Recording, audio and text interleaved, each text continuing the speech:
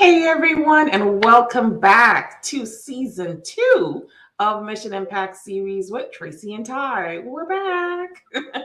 So today we're going to be talking about year-end fundraising framework. Okay, because it's that time of the year.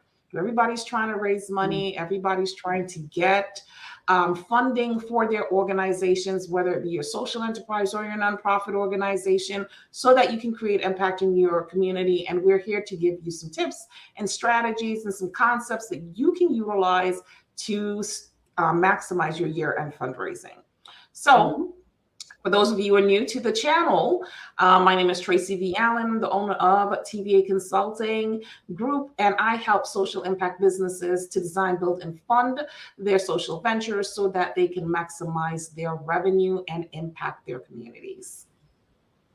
All right, y'all, and I am Ty Boone. I'm a nonprofit success strategist, program development strategist. I help nonprofits move from startup and struggle to sustainability and success, usually without the traditional headache and hassle. The headache is usually on me, y'all. But it really, that's what I do. Here I am. Let's go, Tracy. Mission season 2.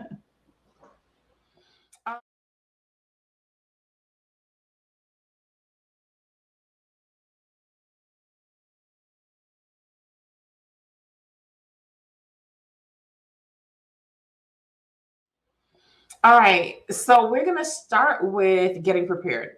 So no matter what you're doing in the social enterprise field or just regular business, you have to have a way to start preparing for success. You can't just jump in there and think that things are going to happen. There is some planning that goes into effect. So Ty, do you want to start off with getting prepared for this year-end fundraising? You said there's some planning that has to go into effect. That's the thing, right? We can't. We're not Nike out here. We don't just do it over here. Do it. Just do what? Like what are we doing? That's what they tell us. But what Nike did not tell us is that they planned, they paid for it, and now they're profiting from it. And it was in that order, right? Number one, I think what we should do as a part of the plan is to set goals.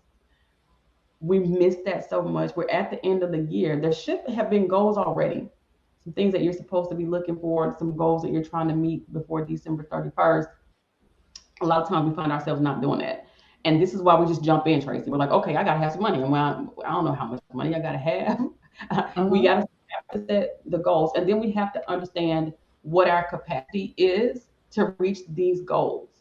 One thing I said to someone last week is that if you put forth, whether it's end of the year or what, but if you're putting forth the same energy and effort at the end of the year that you put in at the beginning of the year, and your beginning of the year was not successful, guess what's going to happen?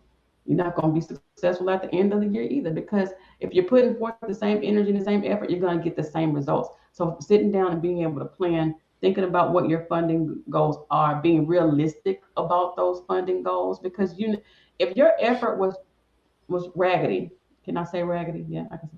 If your effort were raggedy at the beginning of the year, but you had a funding goal of $100,000, right? If you have that same energy going into the end of the year, and your funding goal is still $100,000, that doesn't really make sense. Do you need to scale back? Do you need to change up how you're planning to implement? What happened? Are you evaluating what happened at the top of the year that made you not reach the goal that you're trying to reach? Take those things into consideration when you're planning to meet your end of year goal. Who's going to be in place? What are they going to be doing? Are they going to be able to walk this out like you propose?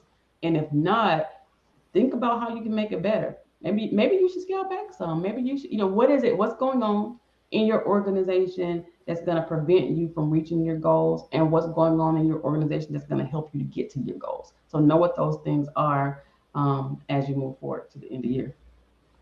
Right.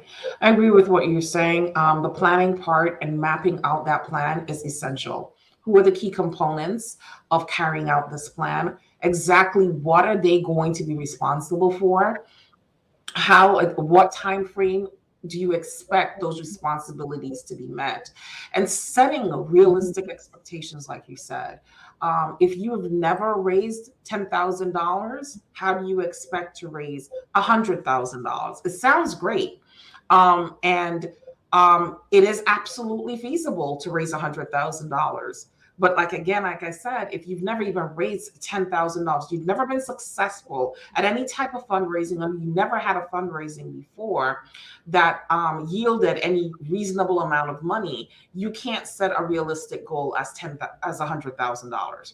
And a lot of times when we speak to people about the year end of fundraising goals, it's this big, immense amount of money that they want to raise. And I mean, that is admirable.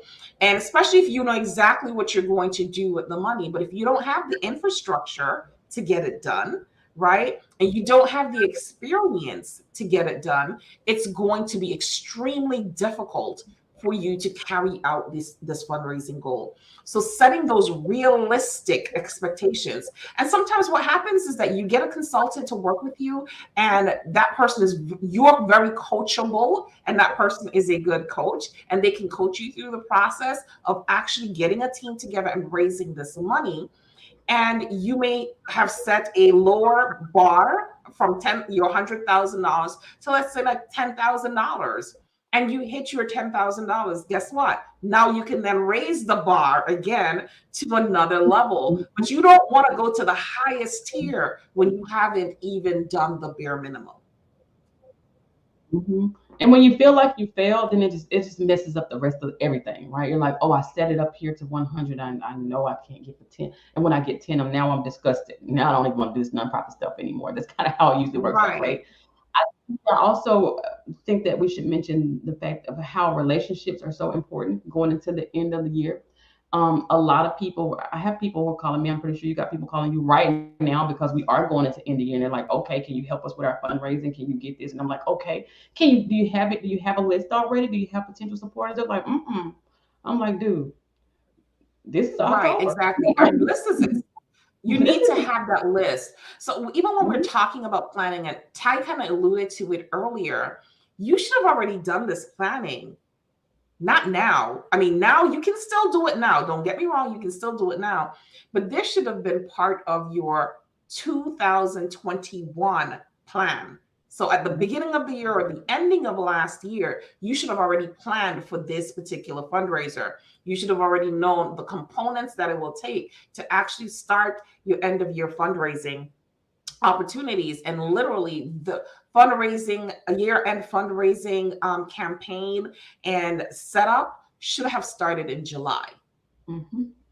Right now it's kind of late, and you're going to have to work super hard, 10 times harder than had you been prepared earlier up in the year with all of the plans laid out, with who's going to do what, when they're going to do it, how you're going to get the monies in, who's on your list, who can you reach out to? Because if you don't even have a warm market to reach out to, then it's going to be even harder, because it's hard to sell a cold market.